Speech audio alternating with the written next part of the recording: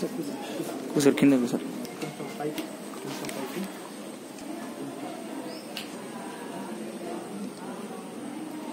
పెద్దలు రత్నాకరరావు గారి మరణం చాలా బాధ కలిగించింది.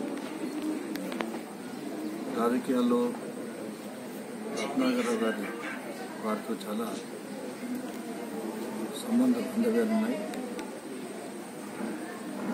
నేను రెండవసారి ఎమ్మెల్యే అయినప్పుడు వారితో రాష్ట్ర శాసనసభలో ఉండేటువంటి అవకాశం నాకు కలిగింది. అంతకుముందు కూడా అడ్వకేట్గా ప్రాక్టీస్ చేస్తున్నప్పుడు కూడా వారితో చాలా కలిసి ఉండేవాళ్ళం. ఎన్నో సంవత్సరాలుగా చాలా సన్నిహితంగా ఉండేటువంటి సందర్భాలు ఉన్నాయి. అయితే రత్నాకరరావు గారి వల్ల మారుమూల ప్రాంత గ్రామాల గురించి, గ్రామ ప్రజల అవసరాల గురించి తెలుసుకునేటువంటి అవకాశం మాకు అప్పుడే కలిసింది, నేను అడ్వకేట్గా ఉన్నప్పుడే.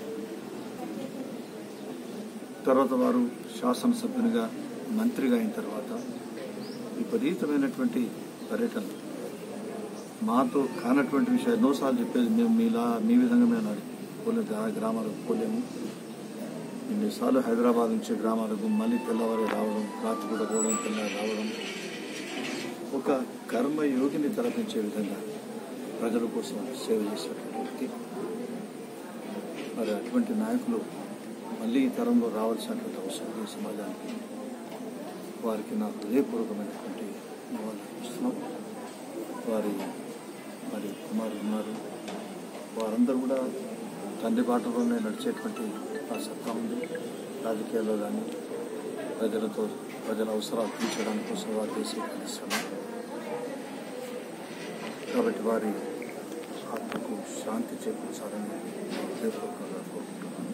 వారు ఏదైతే ఇచ్చారో వారి భావాలు ఉన్నాయి, వారి సేవ, ఆ యొక్క ప్రవృత్తిని మేము కూడా కొనసాగిస్తాం సాధ్యమైనంత వరకు.